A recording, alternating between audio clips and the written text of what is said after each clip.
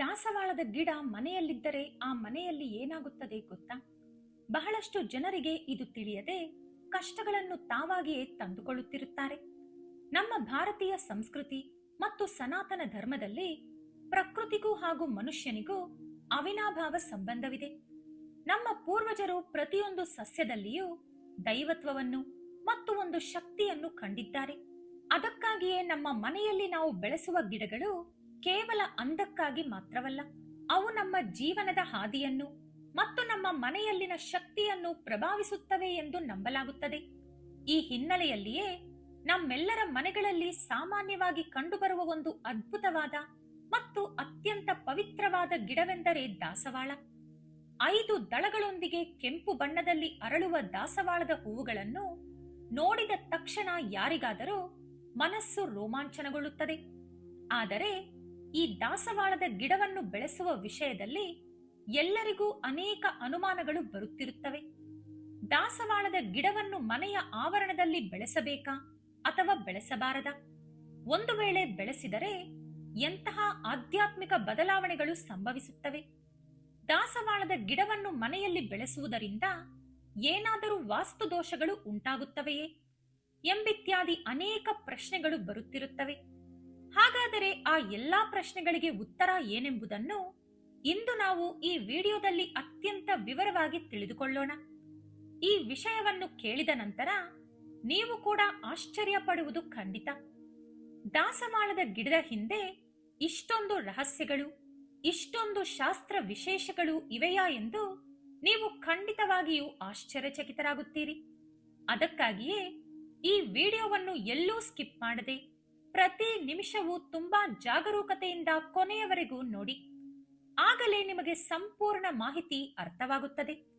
Video ನೋಡಿದ ನಂತರ ನಿಮಗೆ ಇಷ್ಟವಾದರೆ ತಕ್ಷಣವೇ ಲೈಕ್ ಮಾಡಿ ಮತ್ತು ಜೈ ಶ್ರೀರಾಮ್ ಎಂದು ಕಮೆಂಟ್ ಮಾಡಿ. ಇನ್ನು ಅಸಲಿ ವಿಷಯಕ್ಕೆ ಬಂದರೆ, ಆಧ್ಯಾತ್ಮಿಕ ಮತ್ತು ಜ್ಯೋತಿಷ್ಯ ಶಾಸ್ತ್ರಗಳಲ್ಲಿ ದಾಸವಾಳದ ಗಿಡಕ್ಕೆ ಒಂದು ಉನ್ನತವಾದ ಸ್ಥಾನವನ್ನು ನೀಡಲಾಗಿದೆ. ದಾಸವಾಳದ ಹೂವನ್ನು ಸಂಸ್ಕೃತ ಭಾಷೆಯಲ್ಲಿ ಜಪಾ ಪುಷ್ಪ ಎಂದು ಕರೆಯಲಾಗುತ್ತದೆ. ದೇವತಾ ಪೂಜೆಗಳು ಮತ್ತು ಪರಿಹಾರಗಳಲ್ಲಿ ದಾಸವಾಳವನ್ನು ಹೆಚ್ಚಾಗಿ ಬಳಸಲಾಗುತ್ತದೆ. ಹಾಗೆಯೇ ಆರೋಗ್ಯದ ದೃಷ್ಟಿಯಿಂದಲೂ ದಾಸವಾಳ ಮಾಡುವ ಉಪಕಾರ ಅದ್ಭುತವಾದದ್ದು. ದಾಸವಾಳದ ದಳಗಳನ್ನು ಒಣಗಿಸಿ ಮಾಡುವ ಚಹಾ ಬ್ಲಡ್ ಪ್ರೆಷರ್ ಅನ್ನು ನಿಯಂತ್ರಣದಲ್ಲಿ ಇಡುತ್ತದೆ ಮತ್ತು ಹೃದಯದ ಆರೋಗ್ಯಕ್ಕೆ ಒಳ್ಳೆಯದು ಎಂದು ಆಧುನಿಕ ವೈದ್ಯಕೀಯ ಶಾಸ್ತ್ರವು ಒಪ್ಪಿಕೊಳ್ಳುತ್ತದೆ. ಕೂದಲು ಉದುರುವ ಸಮಸ್ಯೆಗೆ ದಾಸವಾಳದ ಎಣ್ಣೆಯು ಒಂದು ಸಂಜೀವಿನಿಯಂತೆ ಕೆಲಸ ಮಾಡುತ್ತದೆ. ಆದರೆ ಆಧ್ಯಾತ್ಮಿಕವಾಗಿ ನೋಡಿದರೆ ದಾಸವಾಳದ ಗಿಡವು ಕೇವಲ ಔಷಧೀಯ ಗುಣಗಳನ್ನು ಹೊಂದಿರುವ ಸಸ್ಯ ಮಾತ್ರವಲ್ಲ, ಇದು ಸಾಕ್ಷಾತ್ ಲಕ್ಷ್ಮೀಪ್ರದವಾಗಿದೆ. ಅಂದರೆ ಈ ಗಿಡ ಲಕ್ಷ್ಮಿಯ ಅನುಗ್ರಹ ನೀಡುವಂತದ್ದು. ಯಾರು ತಮ್ಮ ಮನೆಯ ಆವರಣದಲ್ಲಿ ದಾಸವಾಳದ ಗಿಡವನ್ನು ಅತ್ಯಂತ ಭಕ್ತಿ, ಪ್ರೀತಿ ಮತ್ತು ಸಮರ್ಪಣಾ ಭಾವದಿಂದ ಬೆಳೆಸುತ್ತಾರೋ ಅವರ ಮನೆಯಲ್ಲಿ ಲಕ್ಷ್ಮೀದೇವಿ ಯಾವಾಗಲೂ ನೆಲೆಸಿರುತ್ತಾಳೆ.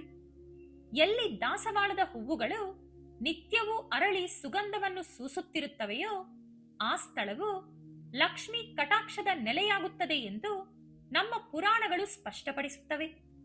ಶಾಸ್ತ್ರಗಳ ಪ್ರಕಾರ ದಾಸವಾಳದ ಗಿಡದ ಪ್ರತಿ ಎಲೆ ಮತ್ತು ಪ್ರತಿ ಕೊಂಬೆಯಲ್ಲಿ ಮುಕ್ಕೋಟಿ ದೇವತೆಗಳು ನೆಲೆಸಿರುತ್ತಾರೆ.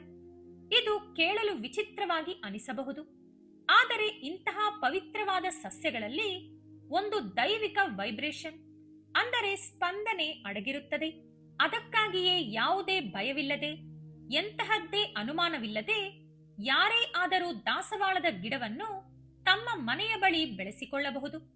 ಇದರಿಂದ ಯಾವುದೇ ರೀತಿಯ ವಾಸ್ತು ದೋಷಗಳು ಉಂಟಾಗುವುದಿಲ್ಲ. ಮನೆಯಲ್ಲಿ ಈಗಾಗಲೇ ಇರುವ ವಾಸ್ತು ದೋಷಗಳನ್ನು ಸಹ ಈ ಗಿಡವು ತನ್ನ ಸಕಾರಾತ್ಮಕ ಶಕ್ತಿಯಿಂದ ಅಂದರೆ ಪಾಸಿಟಿವ್ ಎನರ್ಜಿಯಿಂದ ದೂರ ಮಾಡುತ್ತದೆ. ದಾಸವಾಳದ ಗಿಡವು ನಿಮ್ಮ ಮನೆಯ ಒಂದು ಅದ್ಭುತವಾದ ದೃಷ್ಟಿ ನಿವಾರಕವಾಗಿಯೂ ಕೆಲಸ ಮಾಡುತ್ತದೆ. ಇದು ನರದೃಷ್ಟಿಗೆ ಉತ್ತಮ ಪರಿಹಾರ ಕೂಡ. ಸಮಾಜದಲ್ಲಿ ನಾವು ಬೆಳೆಯುತ್ತಿರುವಾಗ ನಮಗೇ ತಿಳಿಯದಂತೆಯೇ ನಮ್ಮ ಮೇಲೆ ಬಹಳಷ್ಟು ಜನರ ಕಣ್ಣು ಬೀಳುತ್ತದೆ. ನಮ್ಮ ಸಂಪತ್ತನ್ನು ನೋಡಿ, ನಮ್ಮ ಸಂತೋಷವನ್ನು ನೋಡಿ ನೆರೆಹೊರೆಯವರು ಅಥವಾ ಅಸೂಯೆ ಪಡುವವರು ಹಾಕುವ ನಿಟ್ಟುಸಿರು ಮತ್ತು ಕೆಟ್ಟ ದೃಷ್ಟಿಯು ನಮ್ಮ ಮನಸ್ಸಿನ ಶಾಂತಿಯನ್ನು ಕದಡುತ್ತದೆ. ಜನರ ದೃಷ್ಟಿಗೆ ಕಲ್ಲೇ ಒಡೆಯುತ್ತದೆ ಎಂಬುದು ಕೇವಲ ಗಾದೆಯಲ್ಲ, ಅದೊಂದು ವಾಸ್ತವ. ಎದುರಿಗಿರುವವರ ಕಣ್ಣುಗಳಲ್ಲಿನ ಆ ನಕಾರಾತ್ಮಕ ಶಕ್ತಿಯು, ಅಂದರೆ ನೆಗೆಟಿವ್ ಎನರ್ಜಿ, ನಮ್ಮ ಮೇಲೆ ಬಿದ್ದಾಗ ನಮ್ಮ ಕೆಲಸಗಳು ಅರ್ಧಕ್ಕೆ ನಿಲ್ಲುವುದು ಮತ್ತು ಮನೆಯಲ್ಲಿ ಕಿರಿಕಿರಿಗಳು ಉಂಟಾಗುವುದು ನಡೆಯುತ್ತದೆ. ಆದರೆ ನಿಮ್ಮ ಮನೆಯ ಸಿಂಹದ್ವಾರ, ಅಂದರೆ ಮುಖ್ಯ ಬಾಗಿಲ ಎದುರು ಅಥವಾ ಮನೆಯ ಆವರಣದಲ್ಲಿ ಒಂದು ದಾಸವಾಳದ ಗಿಡವಿದ್ದು ಅದರಲ್ಲಿ ಕೆಂಪು ಹೂವುಗಳು ಅರಳಿದ್ದರೆ ಆ ಕಡೆಯಿಂದ ಹೋಗುವವರ ದೃಷ್ಟಿ ನೇರವಾಗಿ ಆಕರ್ಷಕವಾದ ಹೂವುಗಳ ಮೇಲೆ ಬೀಳುತ್ತದೆ. ಇದರಿಂದಾಗಿ ನಿಮ್ಮ ಮನೆಯ ಮೇಲೆ ಬೀಳುವ ಆ ನಕಾರಾತ್ಮಕ ಶಕ್ತಿಯನ್ನು ಈ ದಾಸವಾಳದ ಗಿಡವು ಹೀರಿಕೊಂಡು ಅದನ್ನು ನಿಷ್ಕ್ರಿಯಗೊಳಿಸುತ್ತದೆ. ಅಂದರೆ ದಾಸವಾಳದ ಗಿಡವು ಒಂದು ಅದೃಷ್ಟದ ರಕ್ಷಣಾ ಕವಚದಂತೆ ಬದಲಾಗಿ ನಿಮ್ಮ ಮನೆಯನ್ನು ದೃಷ್ಟಿ ದೋಷಗಳಿಂದ ಕಾಪಾಡುತ್ತದೆ. ಅಷ್ಟೇ ಅಲ್ಲ, ದಾಸವಾಳದ ಗಿಡ ಮನೆಯಲ್ಲಿದ್ದರೆ ದುಷ್ಟಶಕ್ತಿಗಳು ಆ ಗಿಡವನ್ನು ದಾಟಿ ನಿಮ್ಮ ಮನೆಯೊಳಗೆ ಪ್ರವೇಶಿಸಲು ಸಾಧ್ಯವಿಲ್ಲ. ಗಾಳಿಯಲ್ಲಿರುವ ನಕಾರಾತ್ಮಕ ತರಂಗಗಳನ್ನು, ಕೆಟ್ಟ ಗಾಳಿಯನ್ನು ಮತ್ತು ದುಷ್ಟ ಶಕ್ತಿಗಳನ್ನು ದಾಸವಾಳದ ಗಿಡವು ತನ್ನ ದೈವಿಕ ಶಕ್ತಿಯಿಂದ ತಡೆಯುತ್ತದೆ. ಇದರಿಂದಾಗಿ ಮನೆಯಲ್ಲಿ ಯಾವಾಗಲೂ ಒಂದು ರೀತಿಯ ಸಕಾರಾತ್ಮಕ ಶಕ್ತಿ, ಅಂದರೆ ಪಾಸಿಟಿವ್ ಎನರ್ಜಿ ನಿರಂತರವಾಗಿ ಹರಿಯುತ್ತಿರುತ್ತದೆ. ಇದು ವಿಘ್ನೇಶ್ವರನಿಗೆ ಪ್ರಿಯವಾದ ಗಿಡವಾಗಿರುವುದರಿಂದ ಆ ಮನೆಯಲ್ಲಿ ಯಾವುದೇ ಕಾರ್ಯಗಳನ್ನು ಕೈಗೆತ್ತಿಕೊಂಡರೂ ಅವು ಯಾವುದೇ ವಿಘ್ನಗಳಿಲ್ಲದೆ ಪೂರ್ಣಗೊಳ್ಳುತ್ತವೆ. ಲಕ್ಷ್ಮೀದೇವಿಗೆ ದಾಸವಾಳ ಎಂದರೆ ತುಂಬಾ ಇಷ್ಟ. ಹಾಗಾಗಿ ಎಲ್ಲಿ ಈ ಗಿಡ ಇರುತ್ತದೆಯೋ ಅಲ್ಲಿ ಧನ ಧಾನ್ಯಗಳಿಗೆ ಎಂದಿಗೂ ಕೊರತೆ ಇರುವುದಿಲ್ಲ. ಆರ್ಥಿಕ ಸಂಕಷ್ಟಗಳಿಂದ ತೊಳಲಾಡುತ್ತಿರುವವರು ಮತ್ತು ಸಾಲದ ಬಾಧೆಯಿಂದ ಮುಕ್ತಿ ಬಯಸುವವರು ತಮ್ಮ ಮನೆಯಲ್ಲಿ ದಾಸವಾಳದ ಗಿಡವನ್ನು ನೆಟ್ಟು ಪ್ರತಿದಿನ ಆ ಹೂವುಗಳಿಂದ ಲಕ್ಷ್ಮಿ ಅಷ್ಟೋತ್ತರವನ್ನು ಪಠಿಸುತ್ತಾ ಪೂಜಿಸಿದರೆ ಹಂತ ಹಂತವಾಗಿ ಧನಾತ್ಮಕ ಬದಲಾವಣೆ ಕಾಣಿಸಿಕೊಳ್ಳುತ್ತದೆ. ಹಣವು ಅನಗತ್ಯವಾಗಿ ಖರ್ಚಾಗುವುದನ್ನು ತಡೆಯಲು ದಾಸವಾಳದ ಗಿಡವು ಒಂದು ಉತ್ತಮ ಆಧ್ಯಾತ್ಮಿಕ ಪರಿಹಾರವಾಗಿದೆ. ಅಲ್ಲದೆ ಈ ಗಿಡವಿರುವ ಮನೆಗಳಲ್ಲಿ ಪತಿ ಪತ್ನಿಯರ ನಡುವೆ ಮನಸ್ತಾಪಗಳು ಬರುವುದಿಲ್ಲ. ಒಂದು ವೇಳೆ ಏನಾದರೂ ಜಗಳಗಳಿದ್ದರೂ ಈ ಗಿಡದಿಂದ ಹೊರಹೊಮ್ಮುವ ಶಾಂತಿಯುತ ತರಂಗಗಳಿಂದಾಗಿ ದಂಪತಿಗಳ ನಡುವೆ ಅನ್ಯೋನ್ಯತೆ ಹೆಚ್ಚುತ್ತದೆ. ಮನಸ್ಸಿನಲ್ಲಿನ ಆತಂಕಗಳು ಕಡಿಮೆಯಾಗಿ ಒಬ್ಬರನ್ನೊಬ್ಬರು ಅರ್ಥ ಮಾಡಿಕೊಳ್ಳುವ ಗುಣ ಬೆಳೆಯುತ್ತದೆ. ಆದರೆ ಇಲ್ಲೇ ನಾವು ಅತ್ಯಂತ ಜಾಗರೂಕತೆಯಿಂದ ಗಮನಿಸಬೇಕಾದ ಒಂದು ಮುಖ್ಯವಾದ ವಿಷಯವಿದೆ. ದಾಸವಾಳದ ಗಿಡವನ್ನು ಬೆಳೆಸಬಹುದು ಅಲ್ವಾ ಎಂದು ನರ್ಸರಿಗೆ ಹೋಗಿ ಕಣ್ಣಿಗೆ ಕಂಡ ಎಲ್ಲಾ ಬಣ್ಣಗಳ ಹೂವು ಬಿಡುವ ಗಿಡಗಳನ್ನು ತಂದು ಮನೆಯ ಆವರಣದಲ್ಲಿ ನೆಡಬಾರದು. ಇದಕ್ಕೂ ಸಹ ನಮ್ಮ ಶಾಸ್ತ್ರಗಳಲ್ಲಿ ಕೆಲವು ಸ್ಪಷ್ಟವಾದ ನಿಯಮಗಳಿವೆ. ಕೇವಲ ಕೆಂಪು ಮತ್ತು ಗುಲಾಬಿ ಬಣ್ಣದ ದಾಸವಾಳದ ಗಿಡಗಳನ್ನು ಮಾತ್ರ ಮನೆಯ ಆವರಣದಲ್ಲಿ ಬೆಳೆಸುವುದು ಅತ್ಯಂತ ಶುಭಪ್ರದ ಮತ್ತು ಶ್ರೇಯಸ್ಕರ. ಈ ಎರಡು ಬಣ್ಣಗಳು ದೈವತ್ವಕ್ಕೆ, ಶಕ್ತಿಗೆ ಮತ್ತು ಮಂಗಳಕರಕ್ಕೆ ಸಂಕೇತಗಳಾಗಿವೆ. ಈ ಬಣ್ಣಗಳ ದಾಸವಾಳಗಳು ಮನೆಯಲ್ಲಿದ್ದರೆ ಆ ಮನೆಯಲ್ಲಿ ತೇಜಸ್ಸು, ಕೀರ್ತಿ ಹಾಗೂ ಪ್ರತಿಷ್ಠೆಗಳು ಹೆಚ್ಚಾಗುತ್ತವೆ. ಆದರೆ ಬಿಳಿ ಬಣ್ಣ, ಶ್ರೀಗಂಧದ ಬಣ್ಣ ಅಥವಾ ಹಳದಿ ಬಣ್ಣದ ದಾಸವಾಳದ ಗಿಡಗಳನ್ನು ಮನೆಯ ಆವರಣದ ಮುಖದ್ವಾರ ಅಥವಾ ಸಿಂಹದ್ವಾರದ ಎದುರಿಗೆ ಬೆಳೆಸಬಾರದು. ಈ ಬಣ್ಣಗಳ ಹೂವುಗಳನ್ನು ಬಿಡುವ ದಾಸವಾಳದ ಗಿಡಗಳನ್ನು ಬೆಳೆಸುವುದರಿಂದಾಗಿ ಹಠಾತ್ತಾಗಿ ಆರೋಗ್ಯ ಸಮಸ್ಯೆಗಳು ತಲೆದೂರುವ ಸಾಧ್ಯತೆ ಇರುತ್ತದೆ. ಇದರಿಂದಾಗಿ ಮನೆಯಲ್ಲಿರುವವರ ಆರೋಗ್ಯ ಕ್ಷೀಣಿಸುವುದು ಮತ್ತು ಸಣ್ಣ ಪುಟ್ಟ ಕಾರಣಗಳಿಗೂ ಆಸ್ಪತ್ರೆಗಳ ಸುತ್ತ ಅಲೆಯಬೇಕಾದ ಪರಿಸ್ಥಿತಿ ಎದುರಾಗುತ್ತದೆ.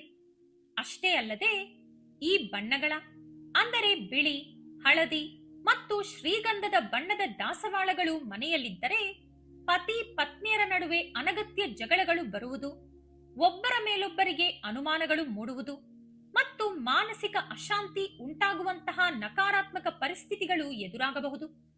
ಬಿಳಿ ದಾಸವಾಳದ ಗಿಡವು ಶಾಂತಿಗೆ ಸಂಕೇತವಾಗಿದ್ದರೂ ಸಹ ಅವು ಮನೆಯ ಆವರಣದಲ್ಲಿ ಇರುವುದರಿಂದ ಕೆಲವು ಬಾರಿ ಕುಟುಂಬದ ಸದಸ್ಯರಲ್ಲಿ ನಿರಾಸಕ್ತಿ ಮತ್ತು ಸೋಮಾರಿತನ ಹೆಚ್ಚಾಗುವ ಅಪಾಯವಿದೆ.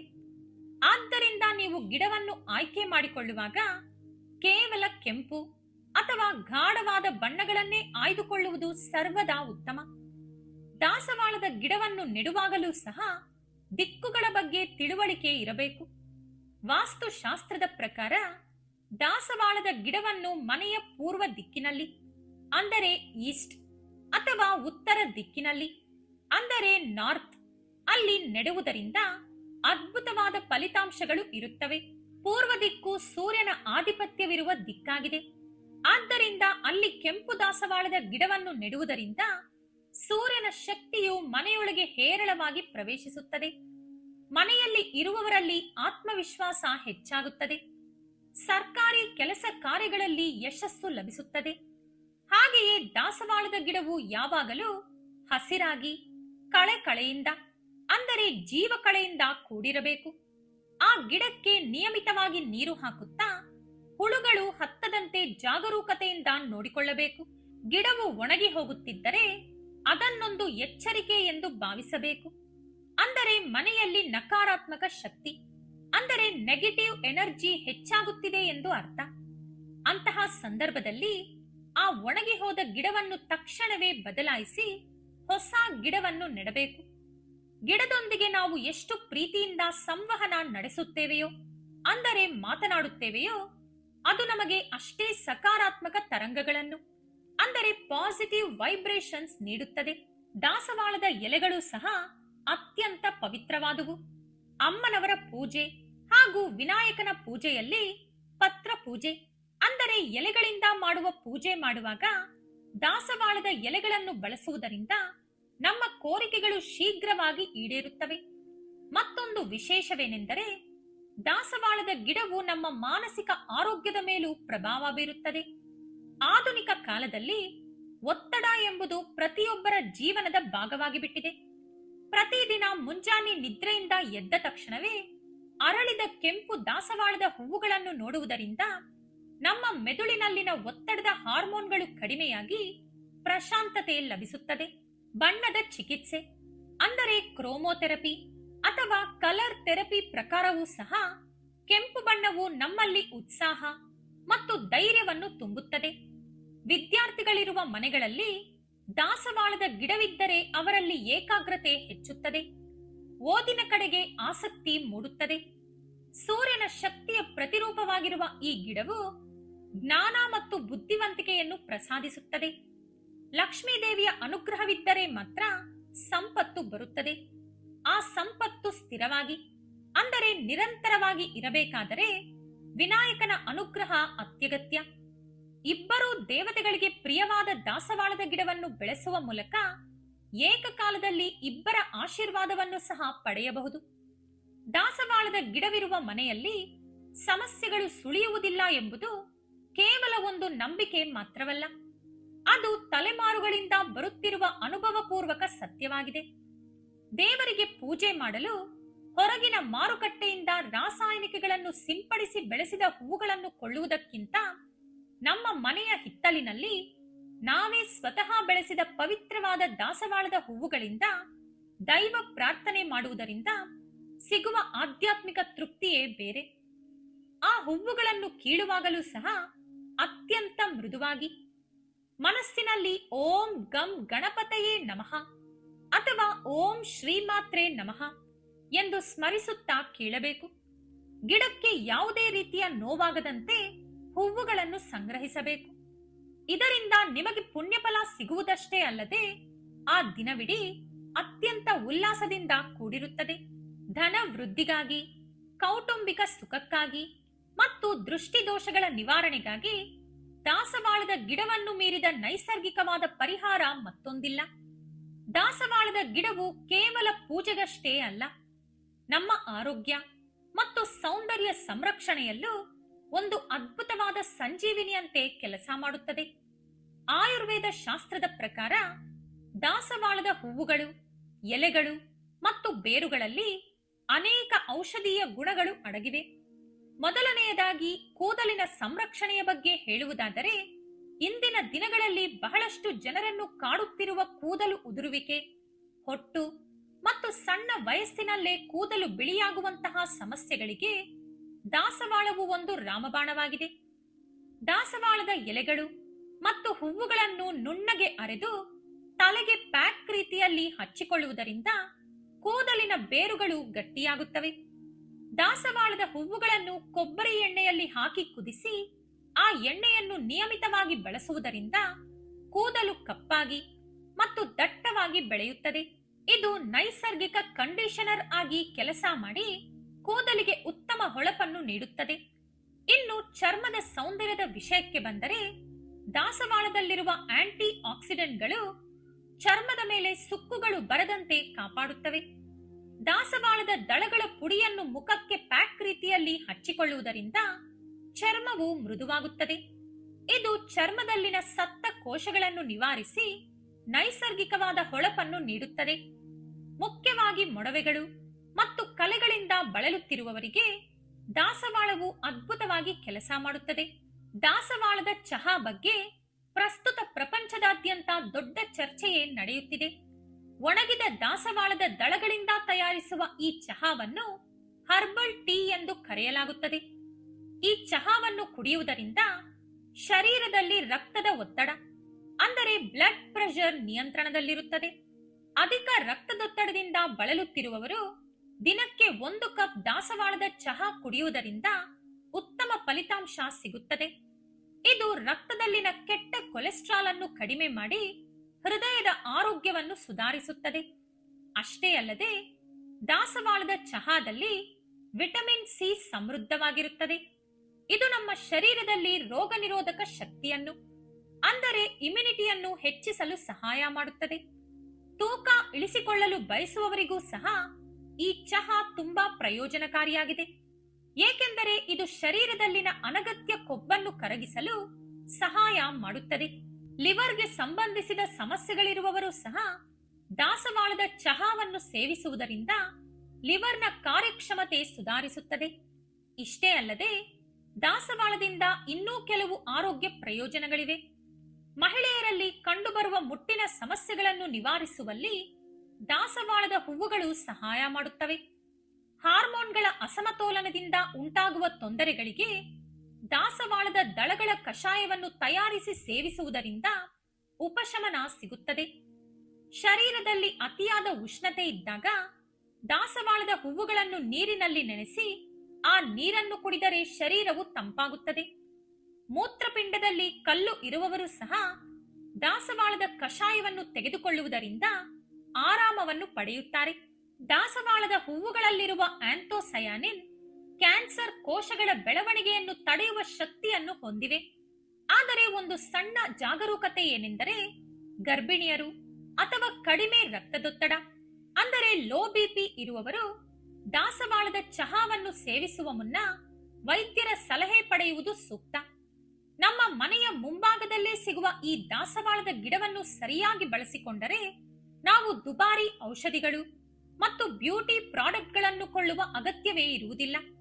ನೋಡಿದ್ರಲ್ಲ ಸ್ನೇಹಿತರೆ, ದಾಸವಾಳದ ಗಿಡದಿಂದ ಎಷ್ಟೆಲ್ಲಾ ಪ್ರಯೋಜನಗಳಿವೆ ಎಂದು. ಆದ್ದರಿಂದ ನೀವು ಸಹ ಇದನ್ನು ಖಂಡಿತವಾಗಿಯೂ ಬಳಸಿಕೊಳ್ಳಿ. ವಿಡಿಯೋ ಇಷ್ಟವಾದರೆ ಲೈಕ್ ಮಾಡಿ, ಶೇರ್ ಮಾಡಿ. ಹಾಗೆಯೇ ನಮ್ಮ ಚಾನೆಲ್ ಅನ್ನು ಸಬ್ಸ್ಕ್ರೈಬ್ ಮಾಡಿಕೊಂಡು ಬೆಲ್ ಐಕಾನ್ ಕ್ಲಿಕ್ ಮಾಡಿ. ಧನ್ಯವಾದಗಳು.